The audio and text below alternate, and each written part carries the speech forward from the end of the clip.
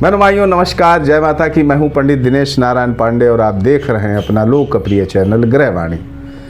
मेरे भाइयों, अगर आपकी राशि कन्या है या लग्न कन्या है तो इस वीडियो में चर्चा आपकी ही होने वाली है, तो आप इस वीडियो में बने रहिएगा, ये मेरा अनुरोध है।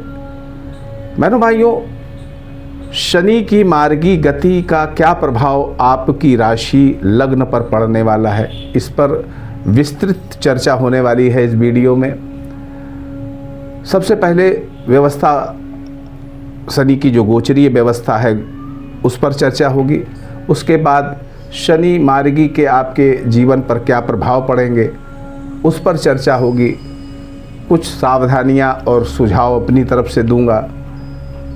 और सबसे खास इस वीडियो में क्या है, शनि आपसे क्या कहना चाहते हैं। हर व्यक्ति अगर ग्रहों की भाषा को समझ ले, ग्रहों के इशारे को समझ ले, तो जीवन में उस ग्रह से जुड़े हुए जो डरने वाली बातें होती हैं, जो अशुभ फल होते हैं, वो नहीं मिलते हैं। शुभ फल वृद्धि हो जाती है, शुभ फल ज़्यादा मिलने लग जाते हैं। तो बहनों भाइयों, शुरू करता हूँ वीडियो को। सबसे पहले गोचरीय व्यवस्थाएं क्या हैं शनि की, उन पर आप चर्चा सुने। 15 नवंबर से लेकर के 29 मार्च तक शनि अपनी मूल त्रिकोण राशि कुंभ में गोचर करेंगे और ये गोचर उनका आपकी जन्म राशि जन्म लग्न से छठे भाव में होगा।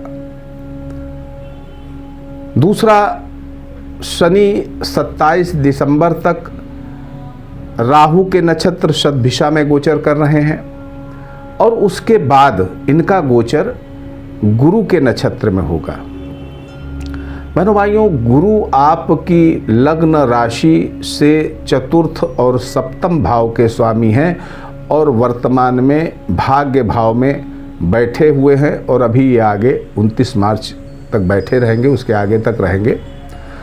तो यहाँ पर जब ये जो शनि है ये पूर्वा भाद्रपद नक्षत्र में जाएंगे तब किस तरीके के आपको परिणाम मिलेंगे और उसके पहले किस तरह के परिणाम मिलने वाले हैं, इस पर भी चर्चा होगी।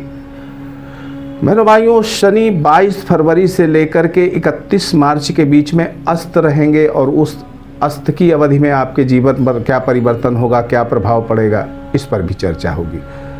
तो चलो शुरू करते हैं बहनों भाइयों आपके मिलने वाले परिणामों की चर्चा। बहनों भाइयों, शनि की जो दृष्टियां होती हैं, 3 दृष्टियां होती हैं। तृतीय भाव की दृष्टि होती है, सप्तम भाव की दृष्टि होती है और दसम भाव की दृष्टि होती है। एक दृष्टि इनकी आप पराक्रम की होती है, जिस पर ये गहन दृष्टि डालते हैं। दूसरी दृष्टि इनकी सप्तम जो चैलेंजिंग दृष्टि होती है और तीसरी दृष्टि कर्म दृष्टि होती है, आपके कर्मों में सुधार के लिए। मेरे भाइयों, एक बार का पौराणिक व्याख्यान है कि जब गणेश जी का जन्म हुआ तो शनिदेव को भी निमंत्रित किया गया। अब शनिदेव गणेश जी को देखना नहीं चाहते थे क्योंकि वो अपनी नज़र का दोष जानते थे, लेकिन माता पार्वती के विशेष आग्रह से उन्होंने गणेश जी पर दृष्टि डाल दी और दृष्टि डालते ही उनका सर कट गया। माता पार्वती रुष्ट हुई। अब नारायण जी ने देखा कि माहौल न बिगड़े तो एक हाथी का सर ला करके गणेश जी के फिट कर दिया और वो गणेश बन गए। अब देखिए, यहाँ पर जो सर हाथी का लगाया गया, यहाँ पर आपको चिंतन करने की आवश्यकता है। दृष्टि जब पड़ी, पहले पड़ी दृष्टि, गर्दन कटी और उसके बाद उनको हाथी का सर लगाया गया, यानी बड़े कान, बड़ी सूंड, बड़ा मस्तक और छोटी आंखें। इसका क्या मतलब है? मेरे भाइयों, जब शनि की 7.5 ढैया या शनि की महादशा या शनि का गोचरीय प्रभाव आपके ऊपर हो तो आपको कैसा करना चाहिए? आपको आपको कान बड़े रखने चाहिए, यानी आपका जो दृष्टिकोण ऐसा रहना चाहिए कि आप सब तरह की खबरों को आप अपना सुने, कूपमंडूक न बने रहें, आप अपने जीवन में आयाम बढ़ाएं, है ना। दूसरी बात, नाक आप उसमें बड़ी है, उसका मतलब ये है कि आप वर्तमान स्थितियों पर, जो भी वर्तमान स्थितियां हैं, जैसे नाक को सूंघने की भी शक्ति है, यानी आप स्थितियों को सूंघ करके समझें कैसी चल रही है स्थिति। आंखें छोटी, यानी बहुत हर बुराई पर नज़र मत रखिए, अच्छाई पर नज़र रखिए, अपने मतलब की नज़र रखिए। हर चीज़ को देखने का प्रयास मत करिए, अपने मतलब की चीज़ें देखिए। और मस्तक बड़ा, यानी बुद्धि का बराबर प्रयोग होते रहना चाहिए, बुद्धि में भ्रम ना आने दीजिए। चलिए सबसे पहले मिलने वाले फलों की बात करते हैं। बहनों भाइयों, खष्टेश खष्टम भाव में, यानी शनि अपनी मूल त्रिकोण राशि में छठे भाव में, खर्चों पर नियंत्रण होगा, व्यर्थ के खर्चे आपके रुकेंगे, ऋण की अदायगी कर पाएंगे। ऋण लेने के भी प्रयास अगर आप करते हैं इस अवधि में, तो ऋण भी आपको आसानी से मिलेगा। आपका क्रेडिट स्कोर बढ़ेगा, आपकी मार्केट वैल्यू बढ़ेगी। परिजनों से थोड़ा सा मनमुटाव संभव है, लेकिन सांसारिक जगत में लोकप्रियता बढ़ेगी। शत्रु आपके डरने लगेंगे, शत्रुओं का मान मर्दन करने में आप सक्षम हो जाएंगे। व्यर्थ का अभिमान बिल्कुल ना आने दे, इस बात का आपको ध्यान रखना है।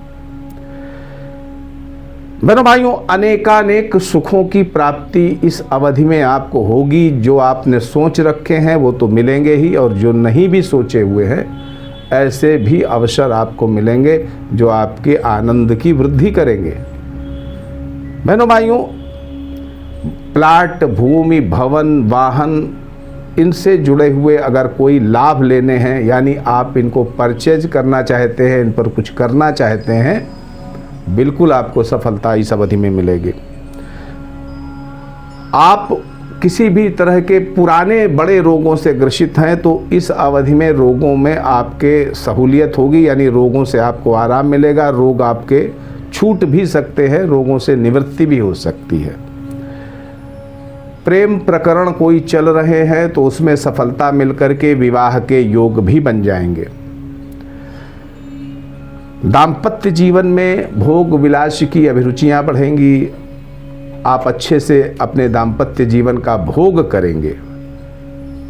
धनार्जन की स्थायी व्यवस्था होगी, यानी आप नौकरी करने का प्रयास कर रहे हैं तो नौकरी मिल सकती है।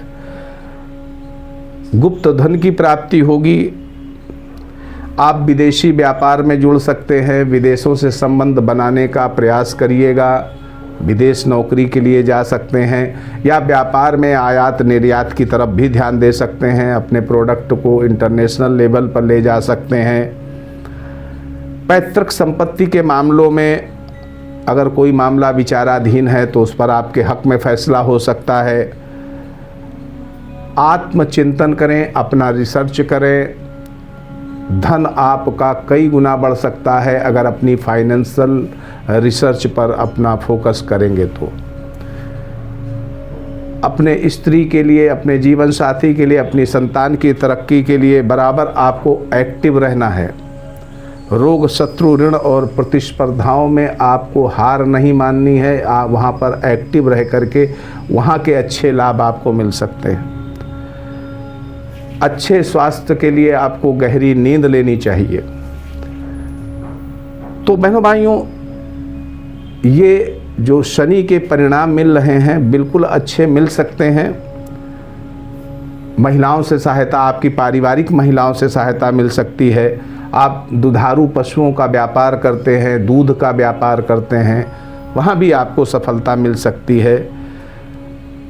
स्वास्थ्य की बात करें तो अगर पहले से आप हृदय रोग के शिकार हैं, बीपी के शिकार हैं, फेफड़े और गले के संक्रमण के शिकार हैं, तो आपको थोड़ी सावधानी तो रखनी ही होगी, लेकिन इस अवधि में रोगों की जो तीव्रता है वो कम हो जाएगी। तो कुल मिलाकर के बहनों भाइयों ये पूरा जो शनि मार्गी गोचर का प्रभाव है ये अच्छा है, इसके श्रेष्ठ फल मिलेंगे। अब शनि कर्म के देवता हैं, घर बैठे तो कुछ मिलना नहीं है, तो शनि के कर्मों को फॉलो करिए, यानी कहने का आशय आप अपने एक्टिव रहिए, कर्म करते रहिए, फिर तो सारे फल मिलेंगे। अब पंडित जी ने बताया आप घर में बैठ करके आराम कर रहे हैं, सो रहे, तो मिलना नहीं है कुछ, तो इस चीज़ को समझिएगा। अब आते हैं, बात करते हैं शनि आपसे कहना क्या चाहते हैं। तो बहनों भाइयों, सबसे पहली दृष्टि जो है इनकी आपके अष्टम भाव में है।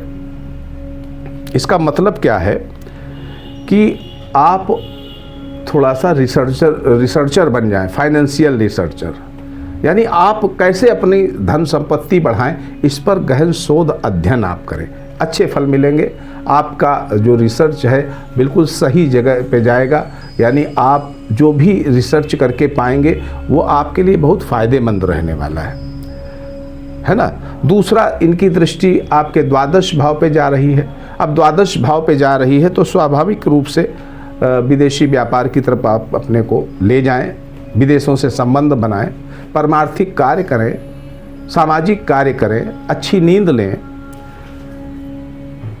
ये जो समाज के कार्य हैं वहाँ पर एक्टिव होकर के थोड़ा सा समाज को भी समय दीजिए।